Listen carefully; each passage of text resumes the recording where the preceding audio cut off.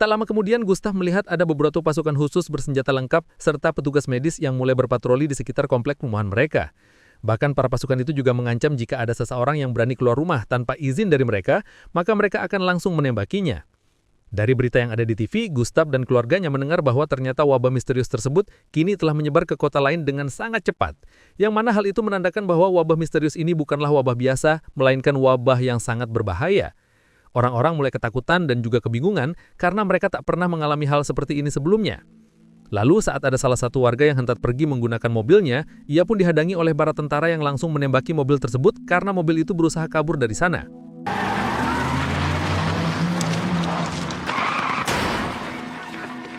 Keesokan harinya, para tim medis mencoba menyemprotkan cairan desinfektan di sekitar perumahan itu. Lalu mereka mencek para warga satu persatu dengan cara menyuruh untuk menunjukkan kondisi mulut mereka supaya para medis bisa tahu apakah ada seseorang yang telah terinfeksi oleh wabah misterius tersebut. Di sisi lain, ketika pacar Casper yang bernama Anna memaksa untuk pergi dari rumah, para tentara pun berusaha menghentikannya. Bahkan para tentara tak segan-segan untuk menembaki mereka jika para warga tak mau menurut dengan perintah dari mereka. Tak lama kemudian, para tentara itu mulai memasang kain berwarna hitam di seluruh rumah supaya para warga tak bisa melihat aktivitas dari para tentara yang mungkin bisa menyebabkan para warga menjadi semakin ketakutan. Yang mana hal itu membuat Gustav dan keluarganya kini benar-benar terjebak di dalam rumah tanpa bisa pergi kemana-mana lagi. Untuk mencegah para warga mengalami kelaparan, para tentara itu juga rutin memberikan persediaan berupa makanan dan juga minuman setiap hari. Namun karena jumlah bansos yang diberikan itu terbatas karena dikorupsi, sama seperti di negara Konoha, Dino dan Mei harus bisa membagi persediaan tersebut supaya mereka tak habis makanan begitu saja. Semakin hari, entah mengapa para tentara yang datang semakin banyak.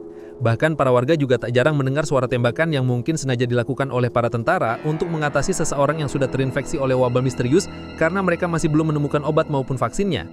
Kejadian itu membuat Gustav sangat khawatir dengan kondisi Sonya, sehingga ia berencana keluar dari rumah berharap ia bisa mengunjungi tempat Sonya dan mencari tahu keadaannya. Tetapi Dino berusaha menghentikan Gustav karena jika ia nekat keluar rumah dan ketahuan oleh para tentara, maka nyawanya mungkin tak bisa diselamatkan lagi. Meski sudah diperingatkan oleh kedua orang tuanya untuk tidak pergi keluar, Gustav diam-diam nekat merobek kresek hitam yang membungkus rumahnya. Lalu sambil mengendap-endap, ia coba melewati para tentara yang sedang berpatroli di sekitar sana, hingga ia berhasil menemukan keberadaan Sonya yang ternyata baik-baik saja.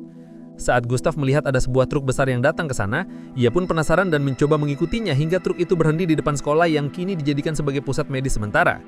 Namun entah mengapa terdengar suara tembakan beberapa kali dari dalam tempat tersebut.